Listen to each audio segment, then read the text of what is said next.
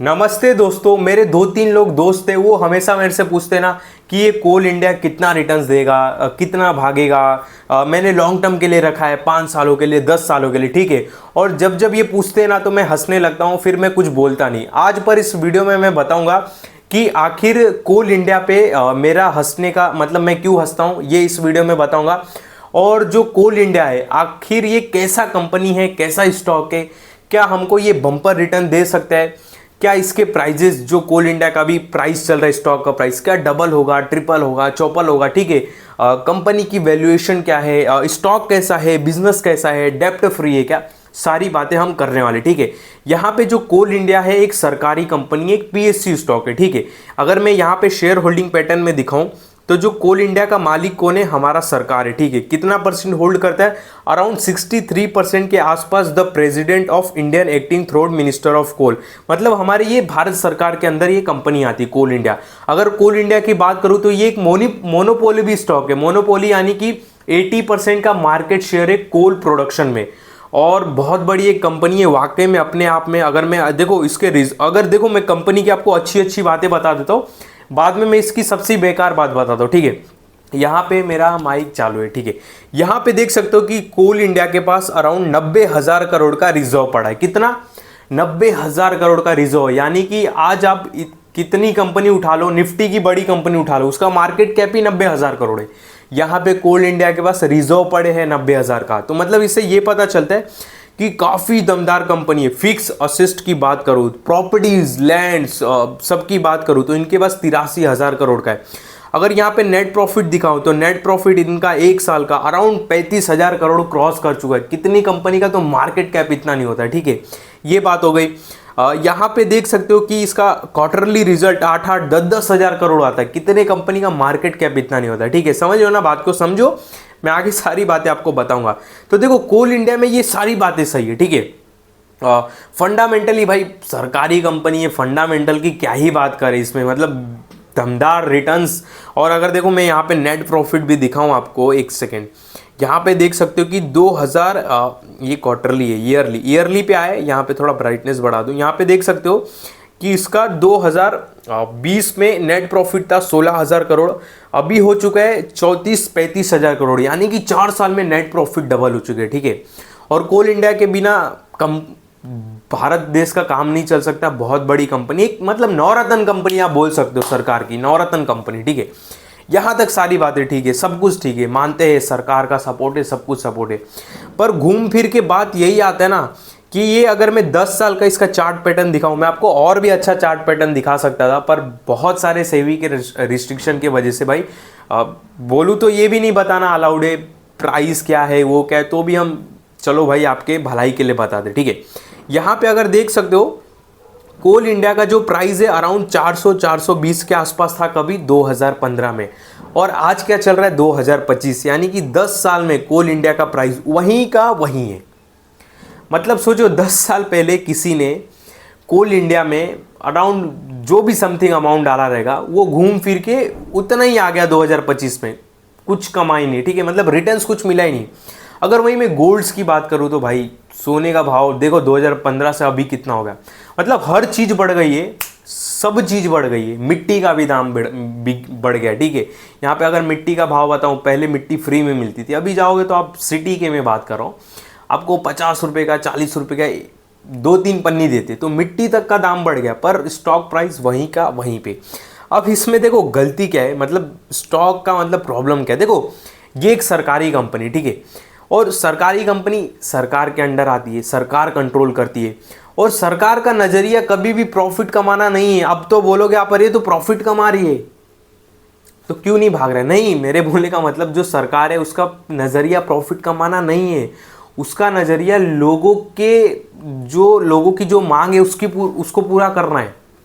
तो सरकार क्या है ना, जो कमाती है वो डिविडेंड के रूप में इन्वेस्टर को बांट दे देती है, ठीक है। यहाँ पे मैं आपको डिविडेंड दिखाऊं तो देख सकते हो 6% का डिविडेंड है। अब बहुत लोग बोलेंगे ठीक है, पर तो भी एक मतलब कुछ और सॉलिड रीज़न बताओ क्यों नहीं चलता। ये भी रीज़न है कि देखो सरकार क्या है ना कि जो कमाती है ना मतलब जो कमाती है वो एक्सपांड करने में नहीं लगाती, क्योंकि इनको जितना नीड है वो इतना ही काम करते हैं। अगर मान लो दिन भर में 2 किलो कोयले की ज़रूरत है तो ये 2 किलो ही कोयला निकालेंगे, मतलब जितना इनको बिजनेस की जरूरत है वो इतना ही बिजनेस करेंगे, क्योंकि किसी भी सरकार का काम प्रॉफिट कमाना नहीं है, ठीक है। प्राइवेट कंपनी का काम प्रॉफिट कमाना है। अगर इसकी जगह पे प्राइवेट कंपनी रहता ना तो ये कोयला निकाल के बाहर फॉरेन में सप्लाई करते थे, वहां से भी पैसा कमाते थे।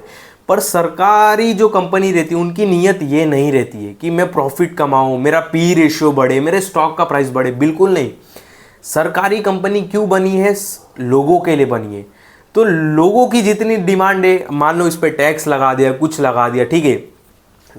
एग्जाम्पल के लिए मान लो कि एक एग्जाम्पल के लिए बता रहा हूं, इससे जोड़ के मत देखना।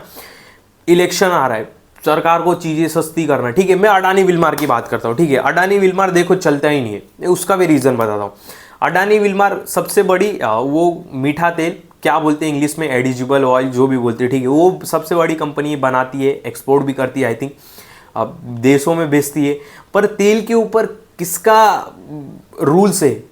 सरकार का। अगर मान लो एक देखो सर, जब इलेक्शन आता है तो चीजें सस्ती हो जाती है, पेट्रोल सस्ता हो जाता है, चीजें सस्ती हो जाती है, तो सरकार का कंट्रोल है। तो जब चीजें सस्ती हो जाएगी तो कंपनी प्रॉफिट कैसे कमाएगी?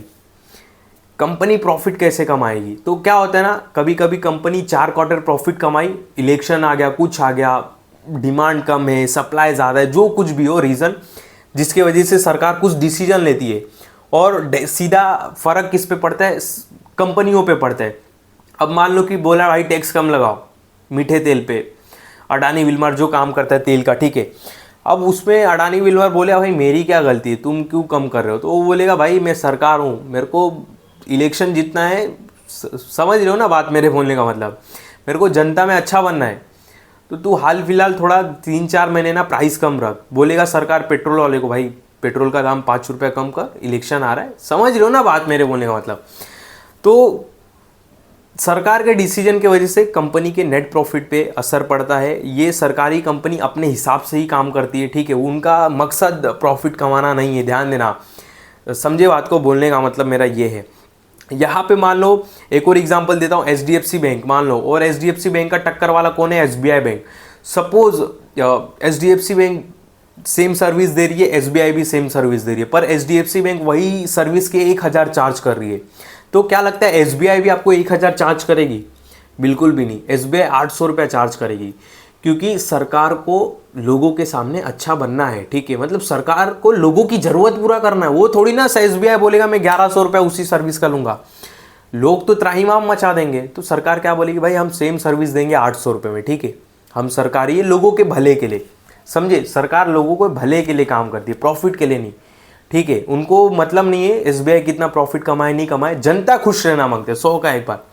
तो यही बात होता है सरकारी कंपनी में, इसके लिए मैं सरकारी कंपनी से दूर रहता है। अब बहुत लोग इसमें ये बोलेंगे कि ठीक है, तो इसमें जो शेयर होल्डर है, मतलब 22,23,442 शेयर होल्डर है, शेयर धारक, तो इस कंपनी में क्यों इन्वेस्ट किए? डिविडेंड पाने के लिए।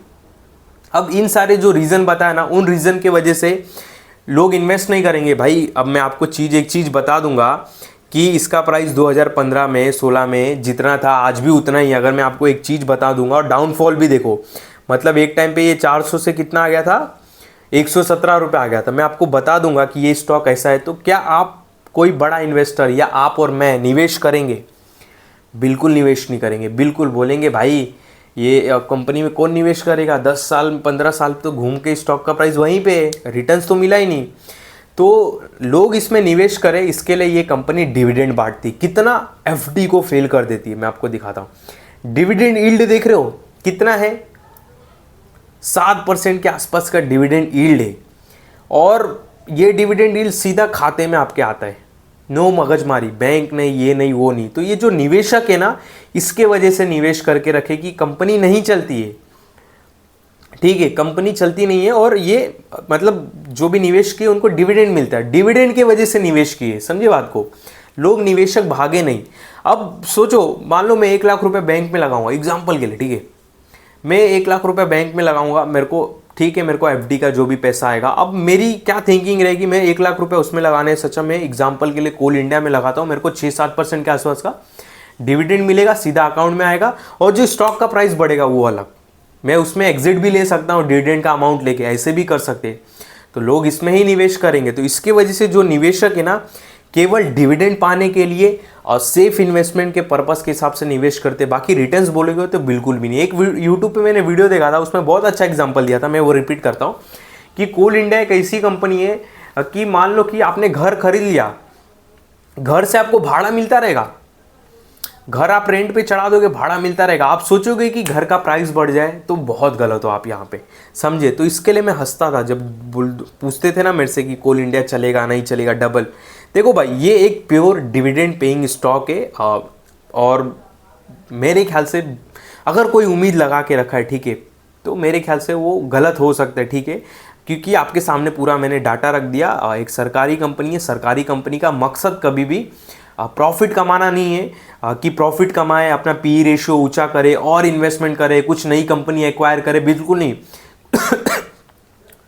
कोल इंडिया का काम है कोयले का, तो कोयले का ही करेगा, ठीक है। ऐसा नहीं कि जाके पेट्रोल का रिफाइनरी का काम करने लगे, ऐसा नहीं। प्राइवेट कंपनी इसकी जगह पे क्या रहती, बोलती थी कोल इंडिया से ज़्यादा पैसा आ रहा है, लोगों को हम डिविडेंड क्यों बांटे, उसी पैसे से एक रिफाइनरी खोलते, उसी पैसे से एक सीएनजी स्टेशन खोलते, उसी पैसे से कोई मॉल डाल देते, उसी पैसे से कोई फाइनेंस की कंपनी खोलते। प्राइवेट कंपनी ये सोचती थी, क्योंकि प्राइवेट कंपनी को प्रॉफिट करना है, उनको थोड़ी ना जनता में पैसा बांटना है और जनता की सेवा करना है, उनको तो प्रॉफिट कमा के अपने अकाउंट में पैसा डालना है, समझे ना बात को।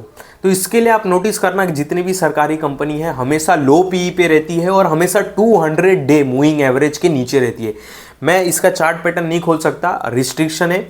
आप ओपन करना कोल इंडिया का चार्ट और जस्ट उस पर बस कुछ नहीं करना, लगाना 200 डे मूविंग एवरेज और देखना ये कंपनी जिंदगी भर 200 डे मूविंग एवरेज के नीचे ही है। अभी आपको रिसेंटली दिखेगा, मतलब ये जो अभी देख रहे हो ना, ये रैली आई है, ये क्यों आई है, क्योंकि सरकार ने बहुत प्रमोट कर दिया है, नए शेयर धारक आ गए, इसकी वजह से स्टॉक इतना तेज भागा है।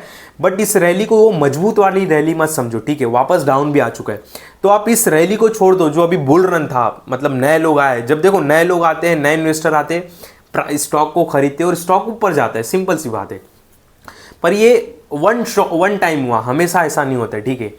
और लोगों को समझ में भी आएगा ना जब ये भागेगा नहीं आगे चल के। मान लो यहाँ पे शेयर धारक बैठ गए लो पी पे, यहाँ पे ऊपर तक बैठ गए, अब ऊपर वेट करेंगे और ऊपर, पर उनको बाद में पता चले तो डिविडेंड पेइंग स्टॉक है तो चलेगा ही नहीं। अब नीचे आ गया तो लोग निकलना भी चालू करेंगे, समझे बात को। तो आप सिंपल चार्ट पैटर्न खोलना और लगाना 200 डे मूविंग एवरेज, बस सिंपल, और देखना जिंदगी भर ये 200 डे मूविंग एवरेज के नीचे ही रहता है। 200 डे मूविंग एवरेज के नीचे स्टॉक होने का मतलब वीक होना, ठीक है, मतलब कमजोर होना आप बोल सकते हो। तो यही रीज़न है सारे, ठीक है। इसके लिए देखो मैं सरकारी कंपनी से दूर भी रहता हूँ, क्योंकि सरकार का एक फैसला कंपनी का भविष्य बदल सकता है, ध्यान देना, ठीक है। इसके वजह से मैं थोड़ा दूर, क्योंकि देखो सरकार चेंज हुई, पॉलिसी चेंज हुई, समझे ना बात को। मान लो सरकार कोई दूसरी आई, सपोज एग्जांपल के लिए पेट्रोलियम स्टॉक के लिए कुछ अच्छा डिसीजन लेती है, ठीक है, उनके मुनाफे वाले डिसीजन लेते, चलो भाई पेट्रोल के दाम बढ़ाओ, कमाओ तुम भी पेट्रोल वाले पैसे, जो पेट्रोल वाली कंपनी है, तो उनको मजा है, वो स्टॉक ऊपर भागेंगे। पर सरकार चेंज, पॉलिसी चेंज, फिर नीचे, ठीक है। तो यही बात होता है, ठीक है। बीच में देखो IEX करके तो कोई था ना, वो जो ग्रीन एनर्जी के प्लांट रहते हैं वो बेचता है IEX, ठीक है। अभी क्या प्राइस है मुझे नहीं पता। वो क्या करता अपने एक्सचेंज पे ना, मतलब बोली लगाता है, तो सरकार, मतलब उसमें उसका मार्केट शेयर था IEX का, कि मैं अपने हिसाब से बोली तय कर सकता हूँ, ठीक है, ऐसा कुछ तो भी था। तो क्या हुआ, सरकार ने बीच में अभी रूल्स लाया कि तुम भाव नहीं तय करोगे, जो भाव है वही सेम रहेगा, ठीक है। मतलब उस एक्सचेंज की दादागिरी चलती थी कि भाई हमारे पास कस्टमर ज़्यादा है, हमारे पास बायर्स और सेलर्स ज़्यादा है, तो हम अपना भाव तय करेंगे। पर सरकार ने भी रूल ला दिया कि ऐसा तुम नहीं कर सकते, जो भाव है मार्केट में, जो सारे एक्सचेंजों पे भाव है वही भाव तुमको रखना पड़ेगा। क्या हुआ, क्रैश हो गया कुछ, देखो IEX करके डालो, आपको समझ में आ जाएगा, ठीक है। तो यही सारी बातें रहती है। बाकी मेरे इस वीडियो में किसी भी तरह का बाय सेल का कॉल नहीं, ध्यान देना। बाकी स्टॉक मार्केट से रिलेटेड कोई भी सवाल पूछना हो पूछ सकते हो कमेंट करके, कोई दिक्कत वाली बात नहीं है।